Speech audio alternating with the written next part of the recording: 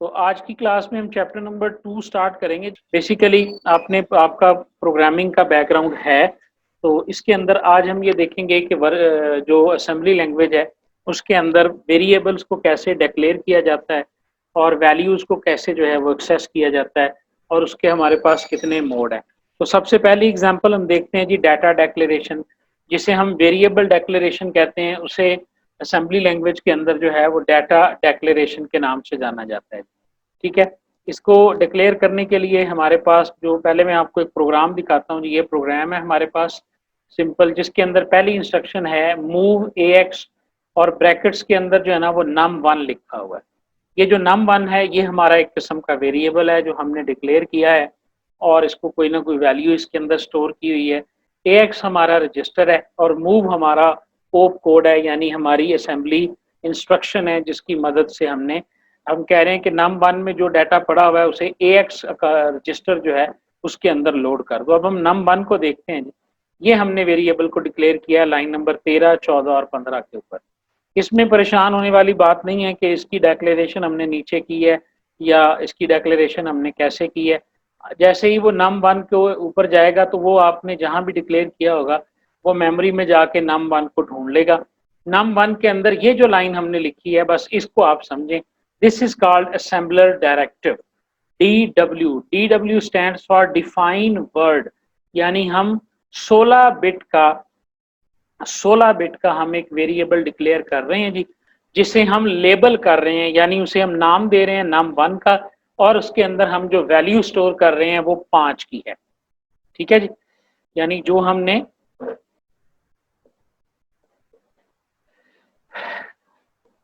इसके अंदर value store की है वो हमारे पास 5 की है। और वेरिएबल को डिक्लेयर करने का जो हमारे पास डायरेक्टिव है, जिसे आप कमांड कह सकते हैं, वो हमारे पास DW है। DW stands for define word. Word का मतलब यहाँ पर यह है कि हम 16 बिट का वेरिएबल जो है वो डिक्लेयर करना चाहते हैं। इस DW की जगह आप DB भी लिख सकते हैं। अगर आप DB लिखेंगे तो इसका मतलब होगा डिफाइन बाइट, यानी कि 8 बिट का आप एक डाटा जो है वो डिक्लेयर करना चाहते हैं। बाकी आपको थोड़ा सा ऊप कोड्स जो हैं वो याद होने चाहिए जी। मैंने ये पिछले लेक्चर में भी आपको बताया था। देखें, ये प्रोग्राम आपने लिखा, इसको जब आप नेसन के अंदर इसकी लिस्ट फाइल जनरेट करते हैं ना, तो लिस्ट फाइल आपके पास ये आ जाती है कि मूव ax और आगे num1, move bx, num2, add है, मूव है, और इसकी जो इंस्ट्रक्शन असेंबली में जनरेट हुई है ना वो ये वाली इंस्ट्रक्शन है, ये वाली। ठीक है, इसमें अगर आप देखें तो A1 लिखा हुआ है और उसके बाद ब्रैकेट्स के अंदर 1700 लिखा हुआ है। ठीक है ना, ये बेसिकली 0017 लेफ्ट टू राइट पढ़ा जाता है इसे। 0017 है ये 0019 है और उसके बाद 00B1 है। चूंकि ये हेक्साडेसिमल नोटेशन है ना, पहला नंबर है 017, 17 के बाद 2 बाइट आगे जाएं तो 0019 होगा। जब आप 19 में फिर 2 ऐड करोगे ना, 19 में जब 2 आप ऐड करोगे हेक्साडेसिमल के अंदर, तो आपकी वैल्यू यही बनेगी जो मैं आपको बता रहा हूँ।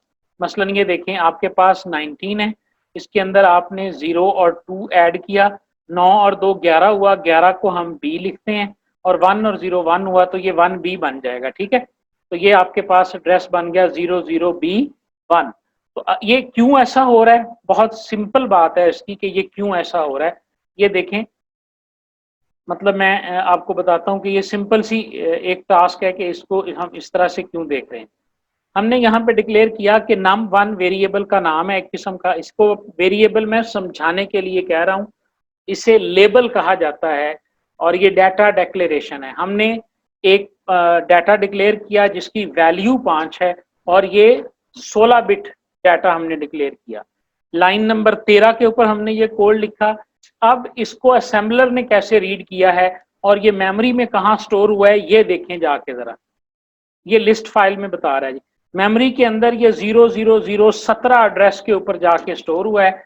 जो 5 आपने लिखा था उसको देखें, उसने 16 बिट में चेंज किया तो ये 005 लिखा गया, यानी 16 बिट में आप 5 को लिखोगे ना तो वो 0000006 हेक्साडेसिमल में चेंज करें ना 5 को जब आप हेक्साडेसिमल में चेंज करोगे तो हमने पीछे पढ़ा था कि ये 16 बिट है, 16 के 4 के बनेंगे तो वो 4 आपके पास इस तरह करके बन जाए।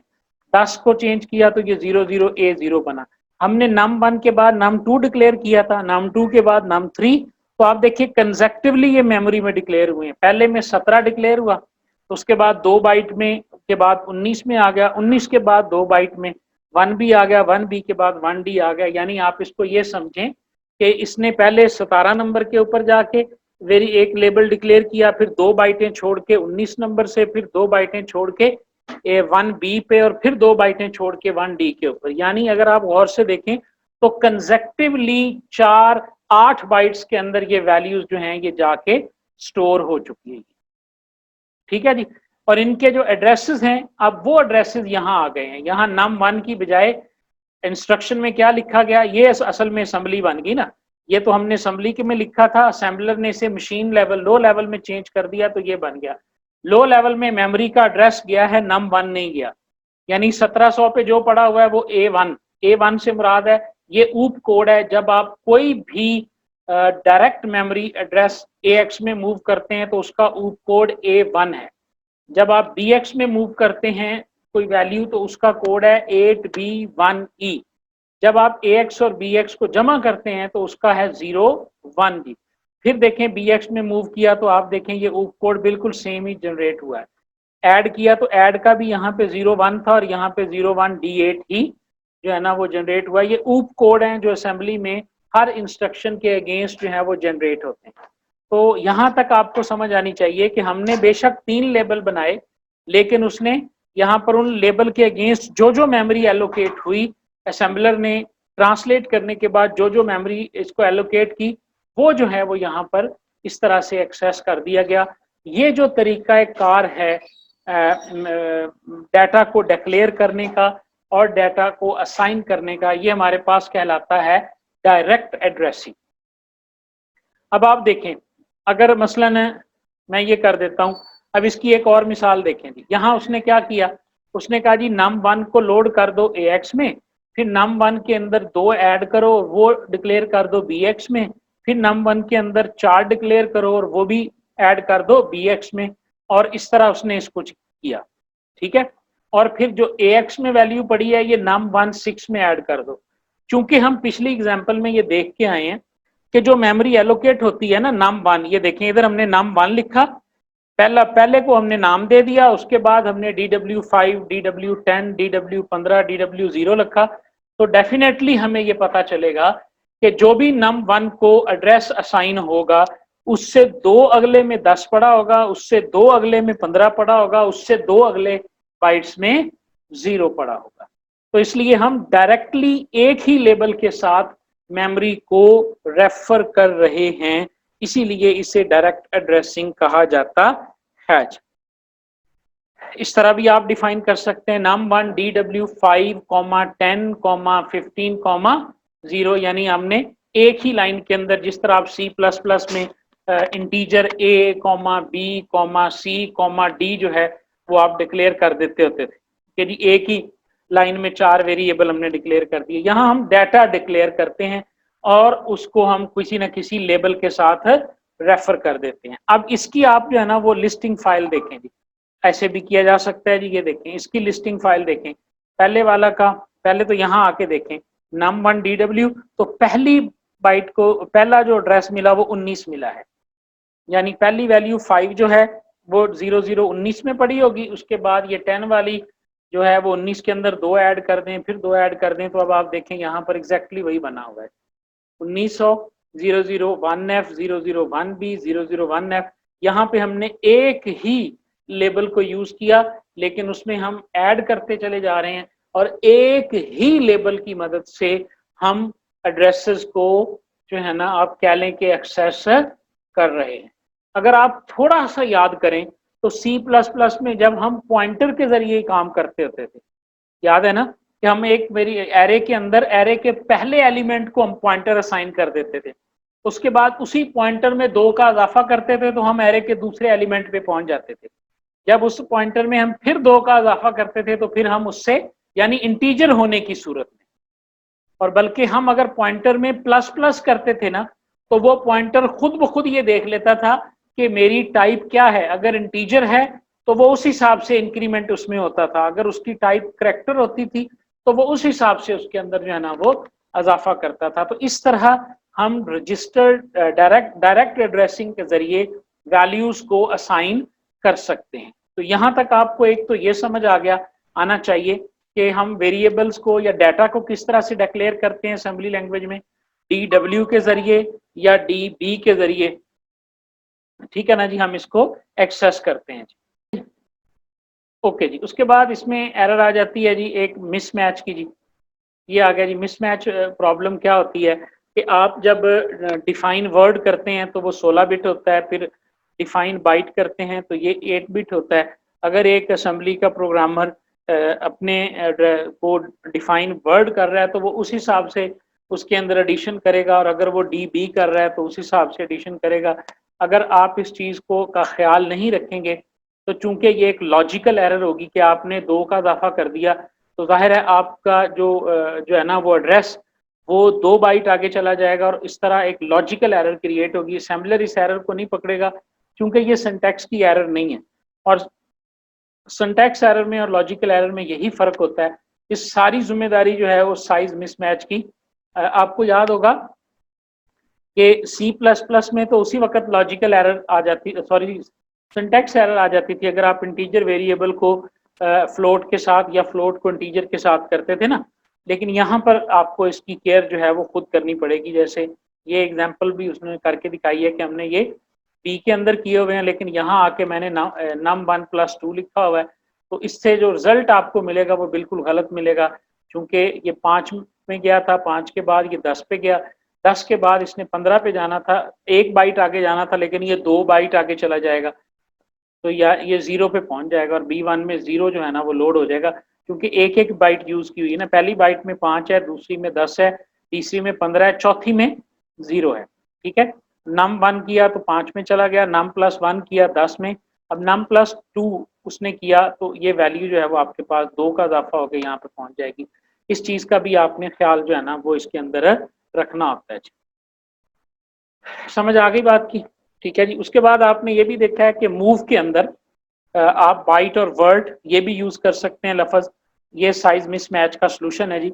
अगर आप एक बाइट आपने वर्ड आपने डिक्लेयर किया हुआ है नम 1 को, लेकिन आप उसकी पहली बाइट को एड्रेस करना चाहते हैं तो आप उसके नाम से पहले मूव नम 1 से पहले आप बाइट कर लें। ये एक किस्म की सी प्लस प्लस के अंदर हम कास्टिंग किया करते थे, इम्प्लिसिट कास्टिंग और एक्सप्लिसिट कास्टिंग।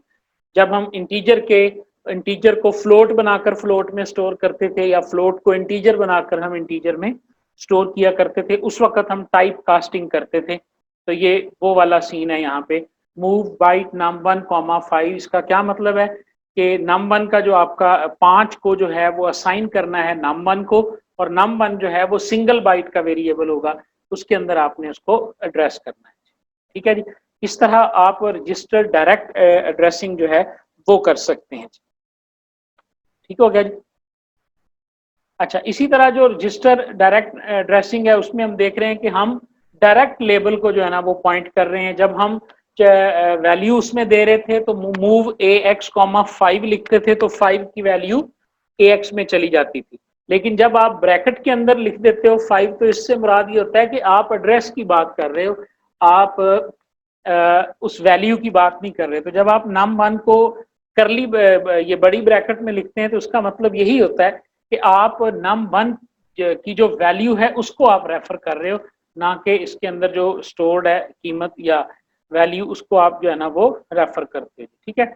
उसके बाद आ जाता है जी रजिस्टर इनडायरेक्ट एड्रेसिंग। ये देखें जी, इस प्रोग्राम को आप देखें, हमने नम 1 को BX के अंदर लोड किया और BX के अंदर जो वैल्यू है उसे AX के अंदर स्टोर किया। अब इसका मतलब क्या है? अब ये BX और आगे हमने क्या लिखा हुआ है, ये ब्रैकेट्स इसके अंदर डाली हुई है, load first number into BX। इस पूरे कोड को देखें जरा, ये देखें आपने नम 1 के अंदर 5, 10, 15 0 लगाया होगा। अब हमने क्या किया, अब हमने नम 1 को ना एक रजिस्टर में डाल लिया BX के अंदर। अब हम नम 1 को भूल गए हैं। ठीक है, हमने उस BX को की वैल्यू को AX में मूव किया, उस BX रजिस्टर के अंदर हमने 2 का इजाफा किया। ऐड किया उसे, फिर दोबारा बी एक्स को ऐड असाइन कर दिया ए एक्स के अंदर। यानी ये प्रोग्राम भला क्या करता है, ये 5, 10, 15 और 0 इन सबको जमा करता है। यानी ठीक है, पहले बी एक्स की मैं पहला एलिमेंट दिया, फिर बी एक्स को 2 का इंक्रीमेंट दिया। ये ऐसे हो रहा है जैसे हम इंक्रीमेंट ऑपरेटर नहीं लगाते होते थे। ये ऐड बी एक्स कॉमा 2 लगाया तो बी एक्स में फिर 2 का इजाफा हो गया रजिस्टर में।